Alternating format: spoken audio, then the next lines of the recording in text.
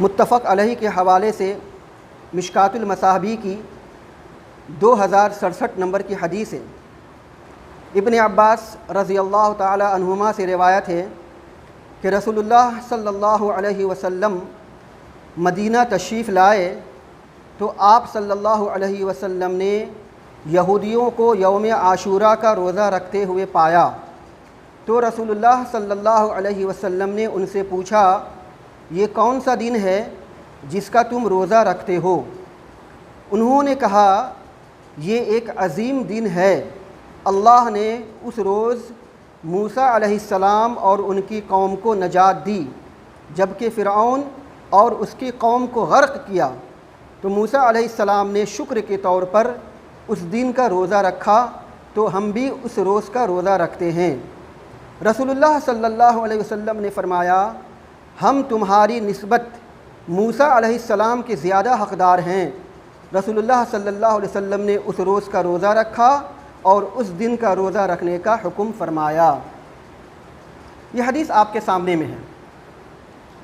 سیدنا موسیٰ علیہ الصلاۃ والتسلیم جس مہینے میں ہجرت کیے تھے وہ مہینہ محرم الحرام کا مہینہ تھا، اور جس دن موسیٰ علیہ الصلاۃ والتسلیم کو اللہ سبحانہ و تعالیٰ نے فرعون کے ظلم استبداد سے نجات دی اور موسیٰ علیہ الصلاۃ والتسلیم اپنی قوم کو لے کر کے اس شہر سے دوسرے شہر میں ہجرت کیے، تو موسیٰ علیہ الصلاۃ والتسلیم نے شکریہ کے طور پر اس دن کا روزہ رکھا۔ وہ دن کون سا دن تھا؟ محرم الحرام کی 10ویں تاریخ تھی۔ یہودیوں نے بھی روزہ رکھا، بنی اسرائیل انہوں نے بھی روزہ رکھا۔ بنی اسرائیل نے اس تاریخ کو ہمیشہ یاد رکھا۔ حضرت موسیٰ علیہ الصلاۃ والتسلیم کے دنیا سے جانے کے بعد برسہ برس تک نسلاً بعد نسل در نسل انہوں نے روزہ رکھا، یہاں تک کہ جب اللہ کے نبی صلی اللہ علیہ وسلم کا زمانہ آیا اور اللہ کے نبی صلی اللہ علیہ وسلم مکہ سے مدینہ ہجرت کر کے پہنچے، تو اس دن یہودیوں کو روزہ رکھتے ہوئے دیکھا۔ پوچھا اللہ کے رسول صلی اللہ علیہ وسلم نے کہ آپ اس دن روزہ کیوں رکھتے ہو؟ انہوں نے کہا کہ یہ دن ہمارے لیے بہت عظیم دن ہے، بہت بڑا دن ہے، کیونکہ آج ہی کا وہ دن ہے کہ جس دن اللہ سبحانہ و تعالیٰ نے موسیٰ علیہ الصلاۃ والتسلیم اور ان کی قوم کو فرعون کے ظلم سے نجات دی تھی۔ موسیٰ علیہ الصلاۃ والتسلیم نے روزہ رکھا تھا، لہٰذا ہم بھی روزہ رکھتے ہیں۔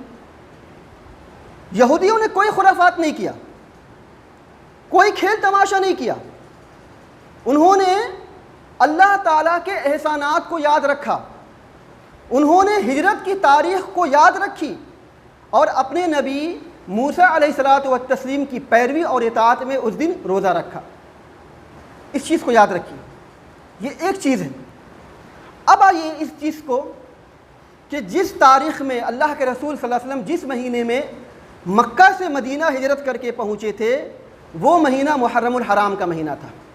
مشکات المصابیح کی حدیث نمبر 5962 کی یہ روایت ہے، صحیح درجے کی روایت ہے۔ انس بن مالک رضی اللہ تعالیٰ عنہ فرماتے ہیں کہ جس دن اللہ کے نبی صلی اللہ علیہ وسلم مکہ سے مدینہ ہجرت کر کے پہنچے تھے، وہ دن ہمارے لیے بہت عظیم دن تھا، بہت خوشی کا دن تھا۔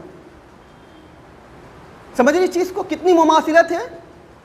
موسیٰ علیہ الصلاۃ والتسلیم اور ان کی قوم بنی اسرائیل کے لیے بھی یہ دن بہت ہی عظیم دن تھا، اور اللہ کے نبی صلی اللہ علیہ وسلم کی امت کے لیے بھی، جیسا کہ انس بن مالک رضی اللہ تعالیٰ عنہ کہہ رہے ہیں کہ یہ دن یہ تاریخ بہت ہی عظیم تاریخ تھی۔ اگر صحابہ کرام رضی اللہ تعالیٰ عنہم اجمعین ہجرت نہ کیے ہوتے تو اللہ کا کلمہ، اللہ کا دین بلند نہ ہوتا۔ جن پرستھتیوں میں، جن حالات میں صحابہ کرام مکہ سے مدینہ ہجرت کر کے پہنچے تھے، مصعب بن عمیر رضی اللہ تعالیٰ عنہ کروڑوں کے جائیداد کے مالک تھے، لیکن انہوں نے اللہ کے دین کی خاطر سب کو خیر آباد کر دیا اور اللہ کے رسول صلی اللہ علیہ وسلم کے ساتھ مکہ سے مدینہ ہجرت کر کے پہنچے۔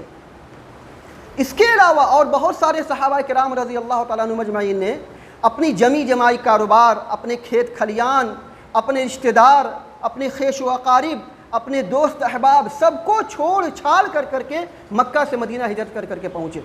اگر وہ مدینہ ہجرت کر کے نہیں پہنچتے تو شاید اللہ کا دین آج غالب نہ ہوتا اور آج ہم آپ مسلمان بنے نہ ہوتے۔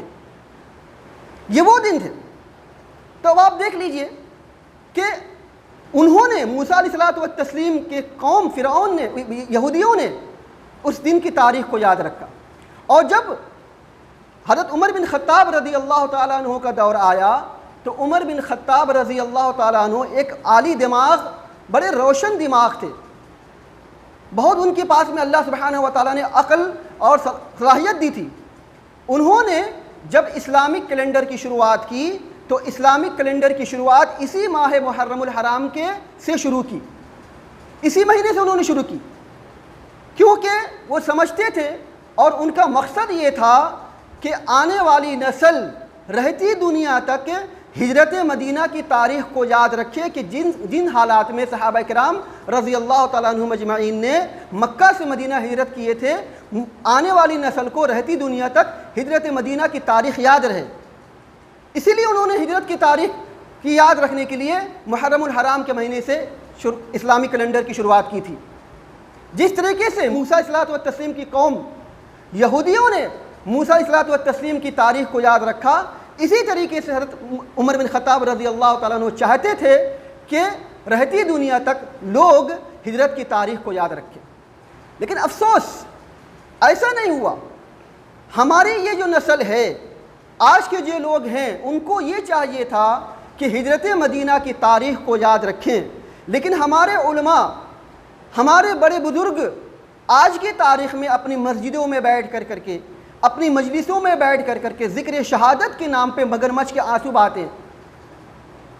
لیکن اسی مہینے میں، یہی محرم الحرام کا مہینہ تھا کہ جس مہینے میں عمر بن خطاب رضی اللہ تعالیٰ عنہ شہید ہوئے تھے۔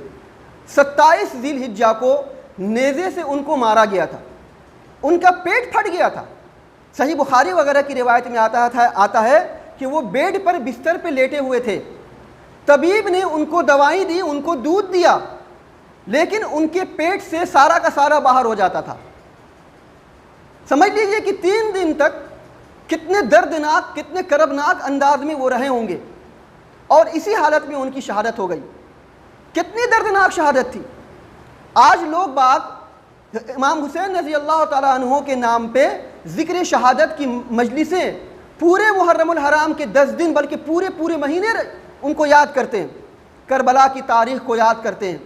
لیکن شاید ہی کوئی ایسا عالم ہوگا جو ہجرت مدینہ کی تاریخ کو دہراتا ہوگا، شاید ہی کوئی ایسا عالم ہوگا جو عمر بن خطاب رضی اللہ تعالیٰ عنہ نے جس مقصد سے اس اسلامک مہینے کی شروعات کی تھی اور اس مہینے میں عمر بن خطاب رضی اللہ تعالیٰ عنہ شہید ہوئے تھے، شاید ہی ان کی تاریخ کو لوگ یاد کرتے ہوں گے۔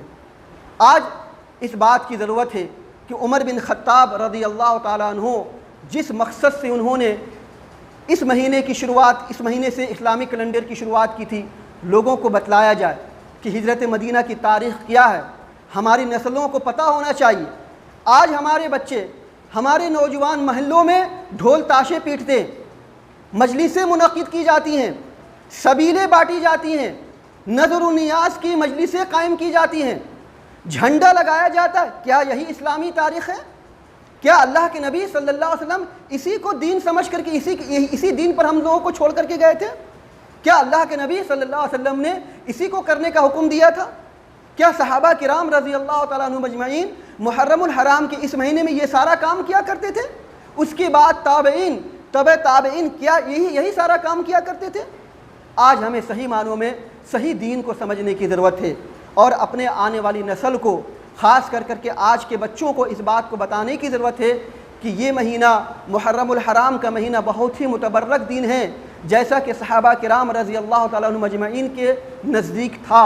اور یہ وہ مہینہ ہے کہ جس مہینے میں اللہ کے رسول صلی اللہ علیہ وسلم مکہ سے مدینہ ہجرت کر کے پہنچے تھے، اور اسی مہینے کو ہجرت مدینہ کی تاریخ کے نام سے ہم لوگوں کو یاد کرنا چاہیے۔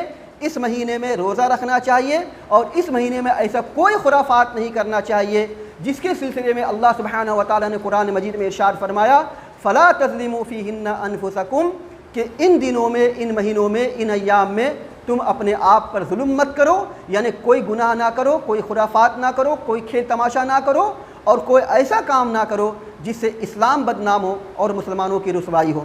اللہ سبحانہ و تعالیٰ سے دعا ہے اللہ سبحانہ و تعالی ہم سبوں کو سنت پر عمل کرنے کی توفیق عطا فرمائے۔ اقول قولی ھذا واستغفر اللہ لی ولکم ولسائر المسلمین وآخر دعوانا الحمد للہ رب العالمین۔